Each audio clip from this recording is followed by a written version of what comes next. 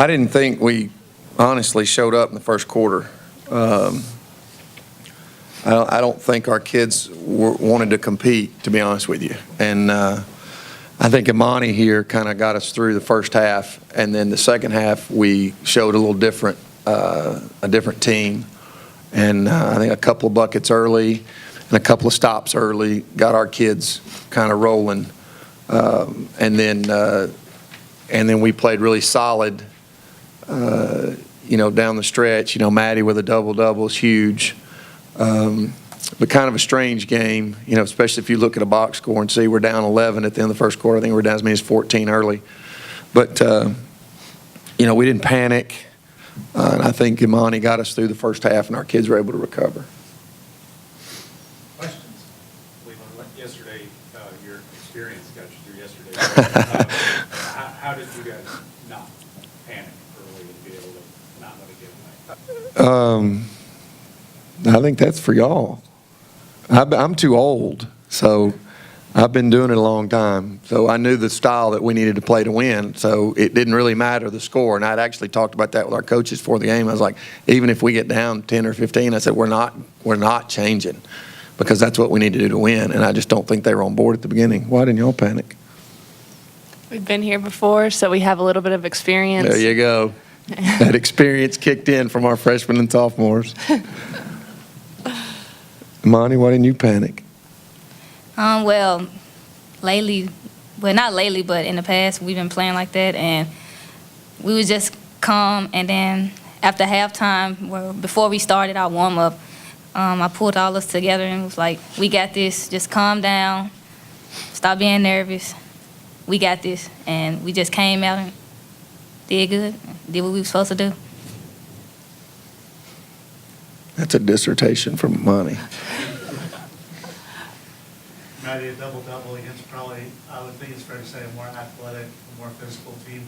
How were you able to just kind of scrap and do the things you did today? I knew that in order to win this game, we had to battle down low, and I thought getting physical would kind of get their heads out of the game a little, and so I did what I had to do to win for our senior who works hard for us every day. So. Kevin, you guys shoot 75% for the free throw line, but were you surprised by 23 out of 24, especially closing it out? Well, 75% historically for us is not very good. We've been historically a 78 to 82% team through the years, and our kids can do that. Imani's always shot the ball well at the free throw line, and and it's just something. There's going to be something in a game you got to do really well, and for us, it was free throws, especially the last 3 minutes.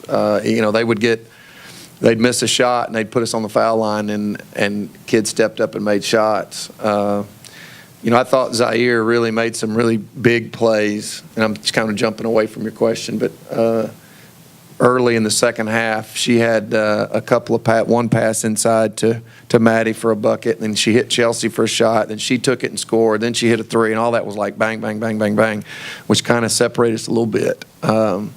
May have been the key for the game to get it swayed in our direction. Sorry, I jumped away from your question a little bit. It just popped in my head. At the beginning of the season, when we talked to you at OVC Media Days, you weren't really sure how this team would grow throughout the season. Did you feel like this was a potential that you could get to this point and play for a championship? Do you want me to answer like a coach, or do you want me to answer? Answer like you would. Like I would. I didn't even think anything about it. We don't. It's sort of. We go into seasons. This is where you're supposed to be playing at the end of the year. So we go into the season expecting to play right here. But we don't ever think about it. We don't ever talk about playing in this game. We go about our business every day and go to work and do what we're supposed to do. And if we take care of our business and we get in the ball game, we get in the ball game. If we don't, then we didn't deserve it. And I didn't think at the first quarter we deserved it. But then, the rest of the ball game we did. And I didn't think over most of the season we deserved it. But since the halftime, from Austin Peay's halftime on, I think these kids have, the ones that have been giving us the majority of the minutes, have changed. We've changed our team. and they've bought in, and we've been pretty tough. We just got to figure out a way to do it again. For Manny and Amani, after the disappointment of last year, getting the championship, getting the overtime, and coming up short, what's it mean to you to now be back, same team, another chance to finish? It means a lot to us, even for the freshmen and people that haven't been here. We just can't have the careless mistakes like we have in the past. We just have to keep building on and just be ready. It means a lot. We definitely talk about it all the time. We'll say like 14.6, that's how much time we managed to lose the game in. So it's something that's always on our minds, and I think it's fueled the majority of us. And we've let the freshmen know like what happened last year, and we don't want to repeat that. So it's awesome. We're back in the same situation, and we're young, but I hope we can get the job done. Kevin, my math is right, it's 7 times in 9 years you've been in the finals. Can you just explain when you walked in the door and the standards you wanted to set here, and sort of how you not only be able to get it, but to maintain it throughout a decade? God, that's a lot. It's hard to play basketball at UT Martin, and a lot of kids can't do it. And basically, it's because you've asked a question that we could talk about 3 hours on. There's a generation thing I think going on out there, especially with technology. And what I think we all are doing is kind of lowering some of our standards and expectations, and we just refuse to do that. And so, with whoever we've got left, they're pretty tough. But we don't have any big secret. We don't have any great formula for it. We just try to go to work every day and do the best job we can do. And if we make it, we do. And if we don't, we know we got to roll up our sleeves and go back to work. There's some really good teams in our league. We just beat a really good team, probably the most talented team in the league. And there's always going to be really good teams, and you just got to bring it the best you can. And then it's not a hopeless thing. You just roll the dice, but you bring the best you can, and you give the best efforts you can. And if you win it, great. And if you don't, you don't.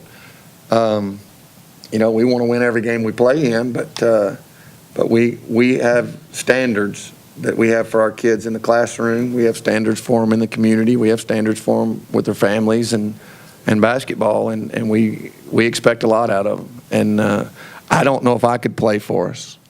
When I was their age, I really don't know if I could. But we feel fortunate to have been in 7 out of 9. Well, that's a lot. We need to use that in recruiting, don't we?